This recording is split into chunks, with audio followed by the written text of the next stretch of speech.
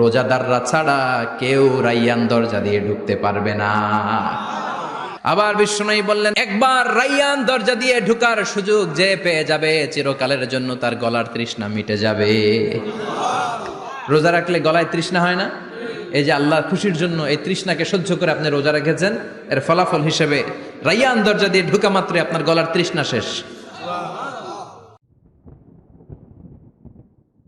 জান্নাতের ভেতরে আমরা ঢুকতে চাই। শপিং মলে যখন আমরা ঢুকতে চাই কোন দিক দিয়ে ঢোকা লাগে? দরজা দিয়ে না, গেট দিয়ে। তো আমরাও জান্নাতের গেট দিয়েই তো ঢুকবো নাকি? আমরা জান্নাতের কোনো না কোনো গেট দিয়ে ঢুকতে হবে। বিশ্বনবী ফরমান, বুখারীর বর্ণনা, ইন্নালিল জান্নাতি সামানিয়াতু আবওয়াব, জান্নাতের ভেতরে 8টা দরজা আছে। কয়টা? বিশ্বনবী একবার সাহাবাদেরকে নিয়ে ওয়াজ করছেন, বলছেন তোমাদের মধ্যে এমন একজন ব্যক্তি আছে, এই ব্যক্তি